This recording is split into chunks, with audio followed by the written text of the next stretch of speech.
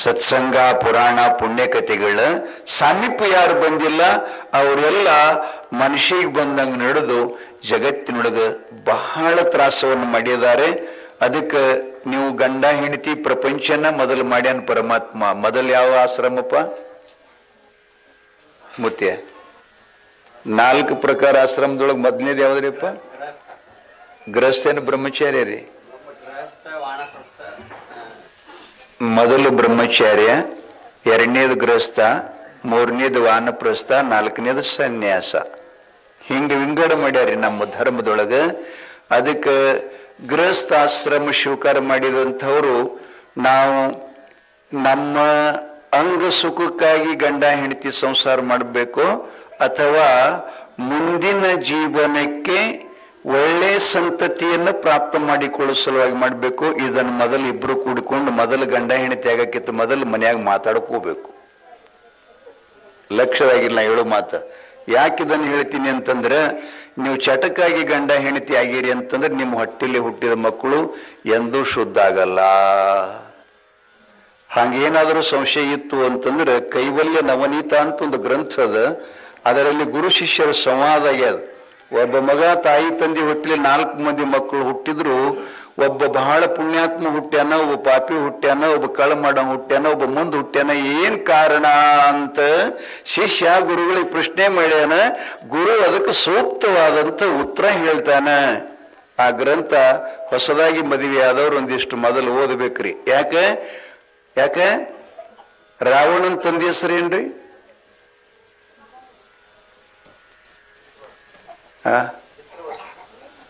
ವಿಶ್ರವಶು ಬ್ರಾಹ್ಮಣ. ಅವರ ಅಪ್ಪ ಅವನ ಹೆಸರು ಕೈಕಶಿ. ಅವರಪ್ಪ ತ್ರಿಕಾಲ ಪೂಜಾ ನಿಷ್ಠ್ರಿ ರಾವಣನ ಅಪ್ಪ. 3 ಸಲ ಸ್ನಾನ 3 ಸಲ ಪೂಜಾ ಮಾಡ್ಕೊಳ್ತಕ್ಕಂಥವ ರಾವಣ ಹಾಂಗೆ ಯಾಕೆ ಹುಟ್ಟಬೇಕಾಯ್ತು ಅನ್ನೋದ್ರ ಬಗ್ಗೆ ಹೇಳ್ತೀನಿ ನಿಮ್ಗೊಂದೆರಡು ಮಾತು. ಮಕ್ಕಳು ದುಷ್ಟರು ಹುಟ್ಟಲಿಕ್ಕೆ ಪಾಪಿಗಳು ಹುಟ್ಟಲಿಕ್ಕೆ ಕಾರಣ ಯಾರು ಅಂತಂದ್ರೆ ನಾವು ಜನ್ಮ ಕೊಡುವಂತ ತಾಯಿ ತಂದೆಗಳೇ ಸಾಕ್ಷಿ. ನೀವೆಲ್ಲಿ ಪಂಚಾಂಗ ಕೇಳಿಬೇಡ್ರಿ, ಭವಿಷ್ಯ ಕೇಳಿಬೇಡ್ರಿ, ಸಂಬಂಧ ಇಲ್ಲದಕ್ಕೇನು. ಆದ್ರೆ ನಿಮ್ ಸಮಾಧಾನಕ್ಕಾಗಿ ಕೇಳ್ತಿರ್ತೀರಿ, ಅವ್ರು ಕುಂಡ್ಲಿ ತೆಗೆದು ಹೇಳ್ತಿರ್ತಾರೆ. ಆದ್ರೆ ಹುಟ್ಟುದು ಸಮಯ ಯಾರಿಗೂ ಅದು ಗೊತ್ತೇ ಆಗಿಲ್ಲ. ಆ ಪಂಚಾಂಗದಾಗ ಇರುವುದಿಲ್ಲದು. ಒಂಥರ ಇರ್ತಿರ್ತದ. ಅದು ಮುಂದೆ ನಿಮ್ ಜೀವನಕ್ಕೊಂದಿಷ್ಟು ಒಂದೇನಾರ ಕ್ರಮ ಬೇಕಲ್ಲ. ಹಾಗಾಗಿ ಇಲ್ಲಿ ಅವ ಮಧ್ಯಾಹ್ನ ಸ್ನಾನ ಮಾಡಿ ಭಗವದ್ ಧ್ಯಾನ ಮಾಡ್ಕೋತ ಮನ್ಯಾಗ ಕೂತಿದ್ದಂತ. ಯಾರ್ರಿ? ರಾವಣನ ತಂದೆ ವಿಶ್ರವಶು. ಕೂತ್ಕೊಂಡಾಗ ಆಕೆ ಅವನಿಗೆ ಹೆಣ್ತಿದ್ಲಲ್ಲ ಕೈಕಶಿ, ಗಂಡನ ಮ್ಯಾಲ ಮೋಹ ಆಯ್ತಂತ್ರಿ. ಕೂಡ್ಬೇಕು ಅಂತ ಇಚ್ಛಾ ಆಯ್ತಂತ. ಇಷ್ಟ ಆಗಿ ಅಷ್ಟಕ್ಕೆ ಬಿಡ್ಲಿಲ್ಲಕ್ಕೆ ಮನಸ್ಸಿನೊಳಗಿಂದ ಇಚ್ಛಾ ಅದು ಕೃತಿಯೊಳಗೆ ತಂದು ಗಂಡನ ಹೋಗಿ ಕೈ ಹಿಡಿದ್ಲಂತ. ಅವನು ಕೂಡ್ಲಿಕ್ಕೆ ಕರ್ಕೊಂಡ್ಲ ಜಗ್ಗಾಕತ್ಲಂತ. ಅವ ಹೊರಗೆ ಹೆಸರಾಗುತ್ತಾನ, ಛೆ ಬುದ್ಧಿಗೇಡಿ, ಇದು ಹಗಲತ್ತ 12 ಟೈಮ. ಆದ್ರೆ ಮನುಷ್ಯ ಜನ್ಮ ಕೊಟ್ಟ ಬಳಿಕ ಹಗಲತ್ತಿನೊಳಗೆ ಎಂದೂ ಗಂಡ ಹೆಂಡತಿ ಕೂಡಬಾರದು ಹೇಳ್ದವ. ನಾವು ದನಗಳಲ್ಲ, ನಮ್ಮ ದನಗಳಲ್ಲ. ಯಾಕೆ? ದನಗಳಿಗೆ ಮನಿ ಇಲ್ಲ, ನಮಗ್ ಮನಿ ಅದಾವ, ಮರ್ಯಾದೆ ಅದಾವ. ಇಷ್ಟೆಲ್ಲ ಇದ್ರು ಹಿಂಗ ಹುಚ್ಚಿ ಹಂಗ ಮಾಡ್ತಿಲ್ಲ ಬುದ್ಧಿಗೇಡಿ ಅಂತಂದ್ರು ಆಕಿ ಕೇಳಿಲ್ಲ. ಯಾಕೆ? ಬಿಸಿಯಾಗಿದ್ಲು ಬಹಳ ಆಕಿ. ಹಾಗಾಗೋದ್ರಿಂದ ಅದನ್ನು ಪೂಜಾ ಕೆಡಿಸಿದ್ಲು ಅಂತ ಹೇಳಿ ಅವ ಕೂಡದ ಬಳಕ ನಂತರ ಅರಿವಾಯ್ತ್ರಿ.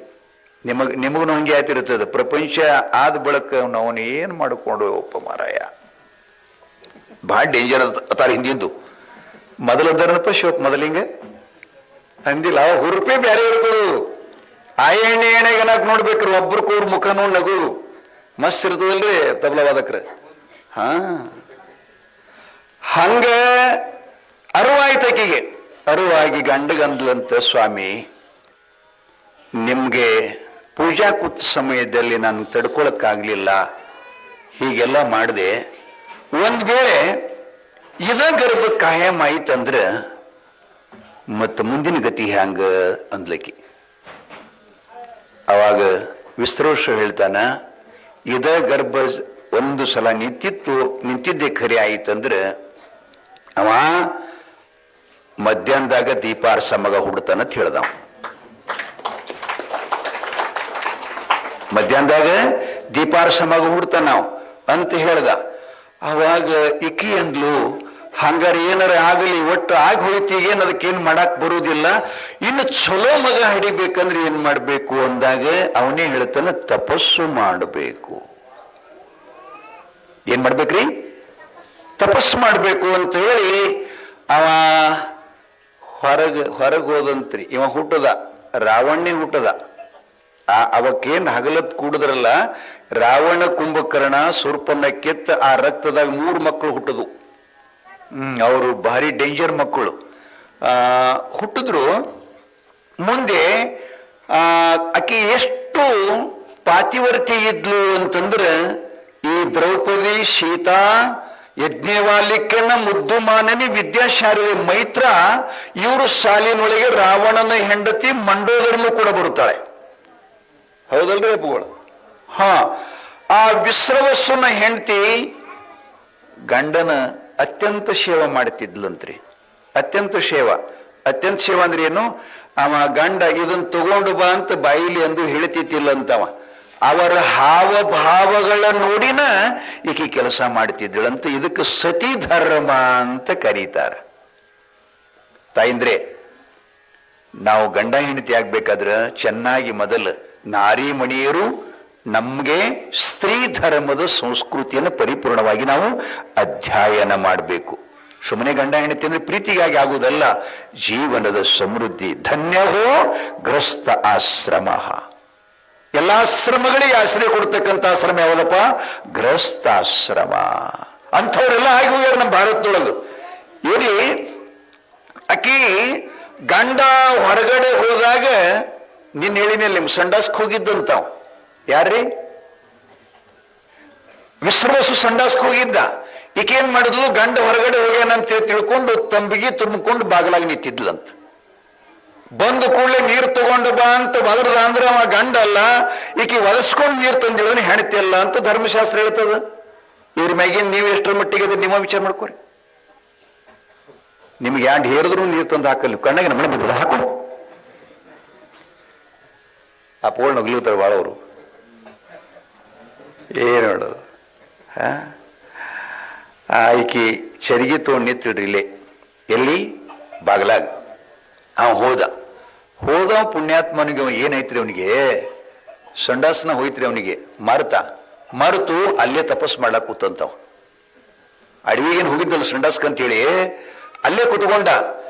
ಅವ ಎಷ್ಟು ವರ್ಷ ಕೂತ್ಕೊಂಡ ಅಂದ್ರೆ 12 ವರ್ಷ ಕೂತಂತ್ರಿ ಅಲ್ಲೇ.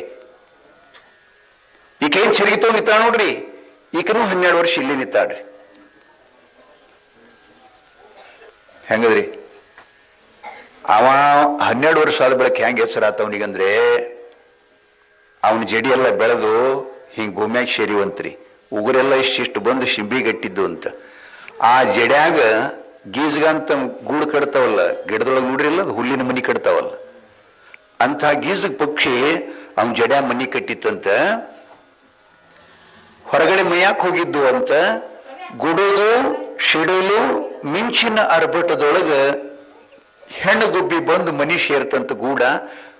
ಗಂಡು ಗುಬ್ಬಿ ಬರ್ಲಿಲ್ಲಂತ್ರಿ. ಹೆದರಿ ಒಂದ ಒಣಗಿದ ಗಿಡದ ಪಟ್ಟರಿ ಒಳಗ ಅಲ್ಲೇ ಹೋಗುದು ಕುತ್ಕೊಂಡ್ತಂತ.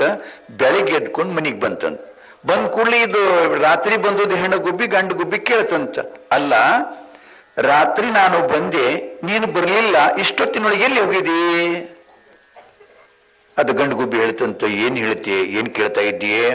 ಎಂಥ ಗುಡುಗು ಸಿಡಿಲಿನ ಅರಬಟ, ಭಯ ತಾಳಾರ್ದಕ್ಕಾಗಿ ನಾನೊಂದು ಗಿಡದ ಬಡ್ಡೆಯಾಗ ಅಲ್ಲೇ ಅಡಿ ಕುತ್ಕೊಂಡಿದ್ದೆ, ಈಗ ಬಂದೆ ಅಂತಂದ ಕೂಡಲೇ ಅದು ಹೆಣ್ಣು ಗುಬ್ಬಿ ಕುತ್ತಿ ಕೇಳಿಸ್ಕೊಳಕತ್ತು. ಅಂಥ ಗುಡುಗು ಸಿಡಿಲಿನ ಅರ್ಭಟದೊಳಗ ನಾ ಬಂದಿನಿ ಹೆಣ್ಣಾಗಿ, ನೀ ಯಾಕೆ ಬರಲಿಲ್ಲ, ಮತ್ತೆ ಯಾರ ಮನೆಗೆ ಹೋಗಿದ್ದಿ ಹೇಳು. ಜಗಳ ಶುರು ಆತು. ಇವ್ರ ಜಗಳ ನೋಡಿ ಇವ ಏನ್ ಕೂತಿದ್ದಲ್ಲ 12 ವರ್ಷ, ಇವನಿಗೆ ಹೆಸರಾತ್ರಿ. ಹೆಸರಾಗಿ ನೋಡ್ತಾನ, ಕೂದಲು ಬೆಳೆದ, ಉಗುರೆಲ್ಲ ಅವನ ಕೈಯಾಗ ಬರುವಲ್ಲ. ಆ ಬಳಿಕದು ಅವನಿಗೇನು ಅರ್ಥ ಆತು, ಇಷ್ಟೆಲ್ಲ ಬೆಳೆದವನ ಎಷ್ಟೊತ್ತಾಯ್ತು ಬಂದು, ನಿನ್ನ ಒಂದು ರಾತ್ರಿ ಬರ್ಲಾರ್ದಕ್ಕನ್ನ ಎಷ್ಟು ರಿಕ್ವೆಸ್ಟ್ ಮಾಡ್ಲಕತ್ತೇಳಿಕಿ. ನಾ ಬಂದು ಎಷ್ಟು ದಿನ ಆಯ್ತು ಅಂತ ಶವಶ್ ಮಾಡಿ ಎದ್ದ, ಗೀಸಗ ಮನಿ ಹರಿದೊಗದ. ಮನಿಗೆ ಬರೋ ತನಕ ಕೈಯಾಗಿನ ಚರಿಗೆ ಬಿಟ್ಟಿಲ್ಲಕ್ಕಿ ನಿತ್ತಕ್ಕೆ ತೆಳಗ್ ಕೂತಿಲ್ಲ, ಹಿಂಗ ತಲಬಾಕಲಕ್ಕೆ ತಲೆ ಹೆಚ್ಚಿ ಕೈಯಾಗಿ ಚರಿ ಹಿಡ್ಕೊಂಡು ಹಂಗೆ ನಿಂತಾಳ. ನೋಡ್ದ ಅವ ದೂರ್ಲಿ, ಹುಡುಗ ನಿಂತಾರಲ್ಲ ಹಂಗ ಅಡ್ ದೂರ್ಲಿ ನೋಡ್ದ. ನೋಡಿ ಗಾಬರಿ ಆದವ, ಕೂಗ್ತಾನಕಿ ಕೈ ಕಸಿ ಅಂತ ಕೂಗ್ತಾನ. ಕಂಡ್ಬಿಟ್ಲು ಸ್ವಾಮಿ ಅಂದ್ಲಿಕ್ಕೆ. ಅಲ್ಲೇ ಎಷ್ಟೊತ್ತಾತ್ ನೀನ್ ನಿಂತ್ಕೊಂಡಿಲ್ಲಿ ಅಂತ ಕೇಳ್ತಾನೆ ಹೆಂಡತಿಗೆ. ಅವ ಆಕೆ ಹೇಳಿದ್ಲಂತ, ಸ್ವಾಮಿ ನೀವು ಚರಿಗಿ ತಗೊಂಡು ಯಾವಾಗ ಹೊರಗಾಗಿರಿ ಅವಾಗನ ನಾನು ನಿಂತ್ಕೊಂಡಿನಿ. ವಿಸರುವಂತಾನ. ಧನ್ಯ ಧನ್ಯ ಕೈಕಸಿ ಧನ್ಯ. ನಾನು ಆಸನಬದ್ಧನಾಗಿ ಕುತುಕೊಂಡು 12 ವರ್ಷ ತಪಸ್ಸು ಮಾಡಿದ್ರೆ ನೀನು ತಲಬಾಕಲದ ಹೊರಗಲ್ಲಿ ನಿಂತ್ಕೊಂಡಿದ್ದೆ, ಕೈಯಾಗಿನ ಸರಿಗೆ ಬಿಟ್ಟಿಲ್ಲ, ನಿಂತು ತಪಸ್ಸು ಮಾಡಿದೆ ಅಂದ್ರೆ ನಿನ್ನ ತಪಸ್ಸು ನನಗಿಂತಲೂ ಬಿಗಿಲು, ನನಗಿಂತಲೂ ದೊಡ್ಡದು. ಅದಕ್ಕೆ ನಿನಗೇನು ವರ ಬೇಕು ಬೇಡ ಅಂತಂದಾಗ ಆಕೆ ಹೇಳದ್ಲಂತ, ಮೊದಲೇನ್ ಹಂಗ ಹುಟ್ಟ್ಯಾವಲ್ಲ ಹಾಂಗ ಹುಟ್ಟಬಾರದು. ತಲೆಗಿರ್ಲಿ, ಮೊದಲೇನು ಹುಟ್ಟ್ಯಾವ ಮೂರು ಅಂತ ಹುಟ್ಟಬಾರದು. ಎಂತ ಹುಟ್ಟಬೇಕಂದ್ರೆ ಈ ಭೂಮಿ ನಶಿಸಿ ಹೋದ್ರು, ಸೂರ್ಯ ಮತ್ತೊಮ್ಮ ಹುಟ್ಟಿದ್ರು, ಚಂದ್ರ ಬ್ರಹ್ಮಾದಿಗಳು ಕೂಡ ಮತ್ತೊಂದ್ಸಲ ಅವರು ಅವರವರ ಪ್ರಕಾರ ಅವ್ರು ಇರ್ತಿರ್ತಾರೆ. ಎಷ್ಟೆಷ್ಟು ದಿನ ಲೆಕ್ಕ ಹೇಳ್ಯಾರ ಪುರಾಣದಾಗ. ಬ್ರಹ್ಮಗ ಎಷ್ಟು ವರ್ಷಗಳಾದ ಬಳಿಕ, ಇಟ್ಟುಗಾದ ಬಳಿಕ ಅವನಿಗೊಂದು ದಿನ ಆಗ್ತದ ಅಂತ ಹೇಳ್ಯಾರ. ಹಂಗ ಅಂತಹ ಬ್ರಹ್ಮಾದಿಗಳ ಸಹಿತ ಮತ್ತೊಮ್ಮೆ ಬಂದ್ರು ಅವನ ಹೆಸರು ಭೂಮಿ ಮೇಲೆ ಎಂದು ಹೋಗ್ಬಾರ್ದು. ಅಂಥ ಮಗ ಕೊಡಬೇಕು. ಪತಿಗೆ ನಮಸ್ಕಾರ ಮಾಡಿ ಬೇಡಿದ್ಲಂತ. ತಥಾಸ್ತು ಅಂದ. ಅವನೇ ವಿಭೀಷಣ ರಾಮ ಭಕ್ತ. ರಾಮ ಭಕ್ತ.